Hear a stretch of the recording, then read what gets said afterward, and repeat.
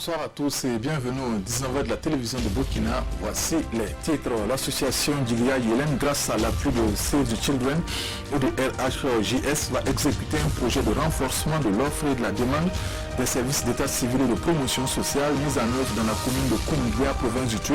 Il vise à améliorer les conditions de vie des populations de cette commune rurale et puis des produits saisis par les services de douane et de police lors des sorties effectuées sur le terrain détruit à Bobo Dioulasso. Il s'agit de cigarettes de contrebande d'une valeur marchande de plus de 50 millions de francs CFA. Une action forte donc pour mettre fin à ce fléau que constitue la fraude. Renforcement de l'offre et de la demande des services d'état civil et de promotion sociale, c'est le projet lancé à Koumbia dans le Tuy. D'une durée de 3 ans, il vise à améliorer les conditions de vie des populations de cette commune rurale. Exécuté par l'association Djigia Yelen, il est financé par Save the Children. Reportage Hassan Gourabou et Karim Sissé. Koumbia, localité située dans la province du Tuy. Ici, le taux d'enregistrement des naissances à l'état civil n'est pas reluisant. Il en est de même en ce qui concerne la fréquentation des CSPS. Et pour changer la donne, le consortium Save the Children et le RHJS ont mis en place le projet de renforcement de l'offre et de la demande des services de l'état civil et de la promotion sociale. Un projet qui sera exécuté dans la commune de Koumbia par l'association Djigia Yelen. On aura 9 établissements à parcourir dans la commune. Nous allons travailler avec ces élèves-là à faire des conférences, des théâtres forums sur les thèmes qui seront déroulés sur la sexualité, les grossesses non désirées. L'avènement de ce projet dans cette commune du Burkina est bien accueilli par les autorités présentes. Au dire de ces autorités, il va contribuer à améliorer les conditions de vie des populations bénéficiaires. Il fait partie de notre priorité. Et quand vous prenez notre plan communal de développement, il occupe la première place. Sans les actes d'état civil, sans un extrait de naissance, les enfants ne peuvent pas aller à l'école. Et donc, il est vrai qu'il y a encore quelques pesanteurs aussi qui font qu'on constate toujours des accouchements à domicile. Pour sa première année d'exécution, ce projet sera financé à plus de 12 800 000 francs CFA. Et si cette première phase est concluante, le projet sera renouvelé pour 2 ans, soit une durée totale de 3 ans.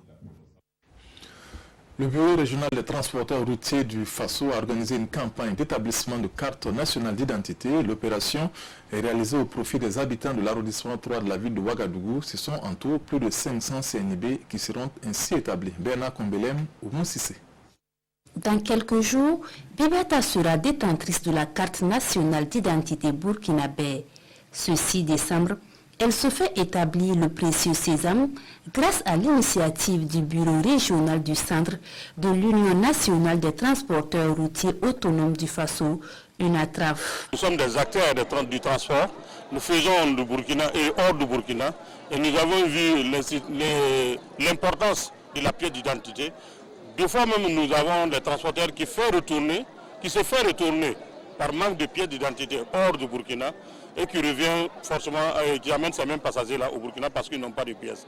Donc il est important de nous, les acteurs du transport, là, de quand même faire quelque chose de mieux de ce que nous on peut faire. Je pense que ce que le président régional a fait, c'est 500 pièces, mais nous comptons faire plus. Ce sont au total 500 CNIB qui seront établis au profit de la population de l'arrondissement 3 de Ouagadougou. Cette initiative de l'UNATRAF entre dans le cadre de ses activités régionales et a pour objectif de contribuer à la construction du Burkina Faso. Le cadre du dialogue citoyen de la commune de Tenkodogo outille ses conseillers sur la redevabilité. Une rencontre d'échange pour donc renforcer les capacités de ces élus locaux. À terme, il s'agit de permettre à ces conseillers de jouer pleinement leur rôle au sein du conseil et auprès des populations pour la prise en compte de leurs préoccupations. Issa Kafando et Vincent Kiendrebeo. La redevabilité des conseillers municipaux à la base, c'est l'objet de cette rencontre d'échange. Elle est organisée par le cadre du dialogue citoyen de la commune de Tenkodogo et ses partenaires, notamment le SPONG. Objectif, renforcer la gouvernance locale et le contrôle citoyen dans la gestion des affaires de la communauté. Avec les interrogations et les échanges qu'on a eu avec certains citoyens au niveau de la base, il s'est avéré que en fait, il n'y a pas véritablement de redevabilité de certains conseillers lorsque, en tout cas, pour des questions importantes de la commune, de la commune ou sur les sessions du conseil municipal.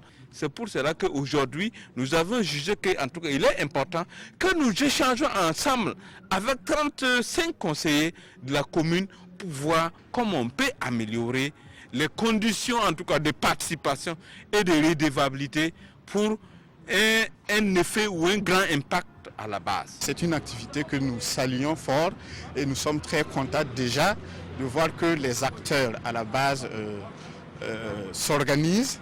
Ils cherchent à se rencontrer et je pense que c'est à partir de cela que vraiment les recommandations peuvent être assorties et des engagements peuvent être pris afin de venir à bout de certains problèmes qui minent le développement effectif des communautés.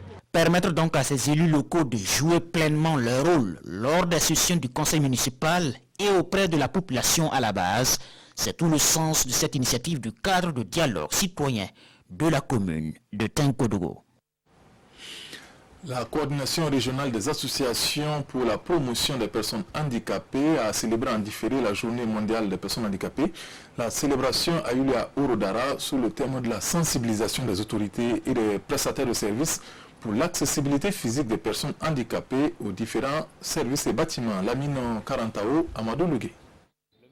Yacouba Konaté peut accéder à ce bâtiment, mais ce n'est pas toujours le cas pour la grande partie des services publics de l'État. C'est le défi majeur de cette cérémonie d'Orodara, la commémoration en différé de la Journée mondiale des personnes handicapées, une journée placée sous le signe de l'accessibilité aux édifices publics et privés des personnes handicapées. Cette cérémonie avait pour objectif aussi, en plus de la commémoration, de faire un plaidoyer à l'endroit des entrepreneurs et des autorités administratives que nous sommes pour la prise en compte de cette particularité dans la construction des bâtiments aussi bien privés que publics. L'autre enjeu qui reste posé est la pleine participation des personnes vivant avec un handicap à la vie économique du Burkina Faso.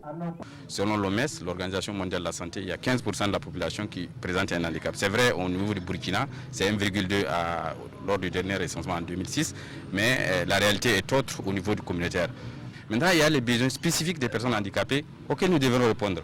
C'est le cas, c'est ce qui fait que nous fournissons ces moyens de locomotion qu'on appelle les tricycles et des fauteuils roulants pour que les personnes handicapées puissent effectivement accéder, participer et pour se faire valoir leurs droits. La cérémonie s'achève sur cette rencontre avec les différents acteurs. Question d'interpeller encore les autorités pour plus d'attention à l'égard des personnes vivant avec un handicap au Burkina Faso. Des cigarettes de contrebande d'une valeur marchande de plus de 50 millions de francs CFA incinérées ce vendredi à Bobo-Dioulasso. Il s'agit de produits saisis par les services de douane et de police lors des sorties effectuées sur le terrain. Par cette action, le service régional des douanes de l'Ouest s'engage à lutter contre la fraude et demande l'implication des populations. Kassoum Milogo et Karim Sissé. Encore de la cigarette de contrebande saisie. L'œuvre est des agents des douanes, de la police et de la gendarmerie des Hauts-Bassins. Pour cette opération, ce sont 7 575 cartouches, soit 75 750 paquets de cigarettes de différentes marques qui ont été saisis. Une quantité d'une valeur marchande de plus de 50 millions de francs CFA. À travers cette incinération, il s'agit de donner un message fort aux contrebandiers. Nous avons aussi pour notre mission donc de protéger la communauté, donc la société, notre société, contre les produits nocifs comme la cigarette, les alcools frelatés, les drogues, etc., etc. Nous avons invité nos collègues de terrain ce matin, c'est les agents de terrain qui opèrent au niveau des frontières, qui fouillent au niveau des routes là, pour qu'on puisse se donner les meilleures façons, les meilleures manières de se conduire par rapport à la recrudescence de la fraude, la recrudescence de la contrebande et de la criminalité qui est en train de se développer dans notre pays. La contrebande, on le sait, c'est l'un des phénomènes qui fragilise nos unités industrielles et par ricochet notre économie. Il faut donc la combattre par tous les moyens.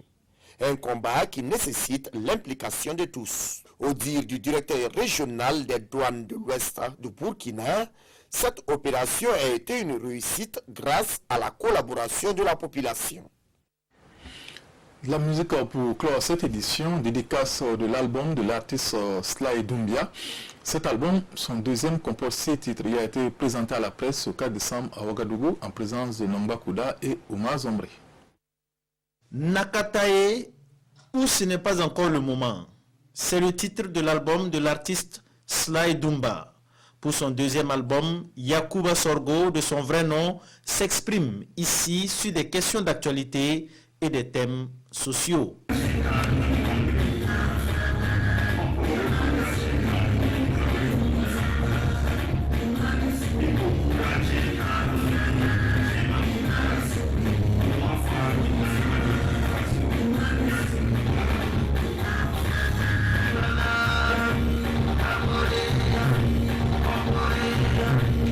Nakatae est une chanson de 6 titres, à travers laquelle l'artiste interpelle la société. Je dis les pays burkinabés pour continuer avec le courage. Nous, on connaît aujourd'hui, c'est un peu dur, mais c'est ça que j'ai dit, Nakatae. On continue pour bâtir, un jour, tout va changer. Sly Doumbia est passionné de la musique depuis 2013 où il sort son premier album dénommé Yelwende ou Le Mystère. Puis il enchaîne sur un autre titre comme Mambasgo, Nainere ou Mon destin sera radieux. C'est la fin de cette édition. Merci de nous avoir suivis et bonne soirée. Bonne suite de programme sur la RTB. Bonsoir.